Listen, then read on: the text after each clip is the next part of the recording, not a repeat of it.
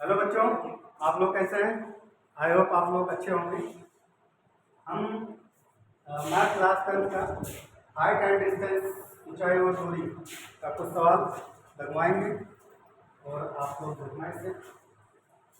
तो अभ्यास 10.1 है और हाइट एंड डिस्टेंस, ऊंचाई और दूरी। तो इसकी बेसिक जानकारी तो थोड़ा हम बताए थे, लेकिन थोड़ा और हम बता देते हैं क्या होता है क्या नहीं। तो देखिए इधर सबसे पहले यहाँ पे मान लो, ये मान लो कोई मीनार, क्या है? मीनार। और ये जमीन, और मीनार ये हो गया और जमीन ये हो गया, और यहाँ पर कोई लड़का था और इसको देखना चाहता है। तो यहाँ से ये देखेगा तो क्या करेगा? नयन अपना ऊपर, मतलब आँख को ऊपर उठाएगा, और जब आँख को ऊपर उठाएगा कैसे देखे? आँख उठा के तो ये जब अपना नयन उठाया तो ऊपर देखा, तो ऊपर जब देखा जाता है तो बनता है, जो कोण बनता है उसे बोलते हैं, यहाँ पे कोई कोण बनेगा और इस कोण को बोलेंगे उन्नयन कोण। इस कोण को बोलेंगे उन्नयन कोण। और जब अगर कोई यहाँ पे पहाड़ पे या मीनार पे चढ़ गया, यहाँ पे बैठा और यहाँ से अगर वो नीचे देखेगा तो एक कोण बनेगा, इस कोण को बोलेंगे अवनमन कोण। अवनमन कोण, अवनमन कोण। और इसको बोलते, यहाँ से हम देख रहे हैं, आंखों से देख रहे हैं, इसलिए ये हो गया दृष्टि रेखा। इसको बोलेंगे दृष्टि रेखा। और ये सीधा खड़ा है, मीनार है, कुछ भी हो, इसे बोलेंगे ऊर्ध्वाधर रेखा। और इसको बोलते हैं क्षैतिज रेखा। क्षैतिज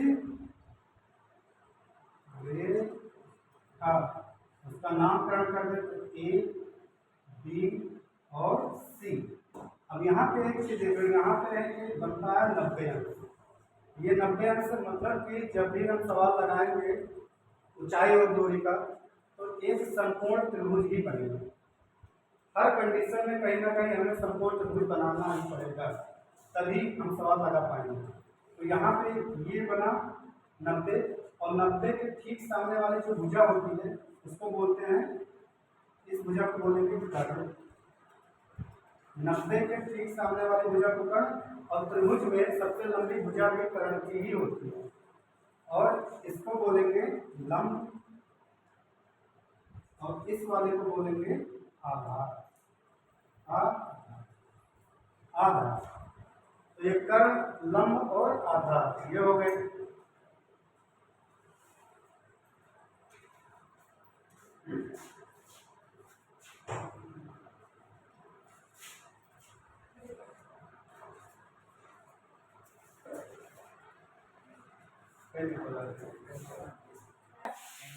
तो बच्चों, हम अवनमन कोण, यह उन्नयन कोण इसे कहते हैं, दृष्टि रेखा इसे कहते हैं। अगर हम ऊपर हैं, यहाँ पे मीनार पे बैठे हुए हैं, तब भी मेरा दृष्टि रेखा ये होगा। और अगर हम जमीन पे खड़े हैं और मीनार को देख रहे हैं, तब भी मेरी दृष्टि रेखा यही होगी। ये खड़ी वाली लाइन को ऊर्ध्वाधर रेखा, और इस वाले लाइन को क्षैतिज रेखा, और इसको लंब, और इसको कर्ण, और इसको आधार कहते। इतना तो आपको जानकारी। अब आगे देखो कैसे। हमें पता है कि त्रिकोणमिति में 6 त्रिकोणमिति अनुपात होते हैं। कौन कौन होते हैं? ये होते हैं, एक होता है साइन थीटा, थीटा कोण बनता है, इसे लिख देते हैं साइन होता है, और एक होता है cos, sine cos tan cot sec cosec. 1 2 3 4 5 6, यही 6 त्रिकोणमिति अनुपात हैं। और हमें कैसे पता लगे कि कब हमें क्या लगाना है, कैसे पता लगे कि हमें कब साइन लगाना है, कब tan लगाना है, कब cot लगाना है। तो हमें क्वेश्चन में हमें दो चीजें मालूम रहेगी, या तो हमें कर्ण दिया रहेगा और आधार पता करना रहेगा, लंब दिया रहेगा, आधार पता करना रहेगा। मतलब दो चीज अगर हमें मालूम है, मान लो कि अगर यहाँ पे लंब मालूम है और आधार मालूम है तो हम यहाँ पे लंब आसानी से निकाल सकते हैं। थीटा मालूम है और लंब मालूम है तो हम आधार भी निकाल सकते हैं। तो कैसे पता लगे कि हमें साइन लेना कि cos लेना कि tan लेना? तो सबसे पहले क्या करेंगे, यहाँ पे ये हो गया लंब, ये 90 और 90 के सामने होता है कर्ण, और ये हो गया आधार। नामकरण कर देते हैं ए बी और सी।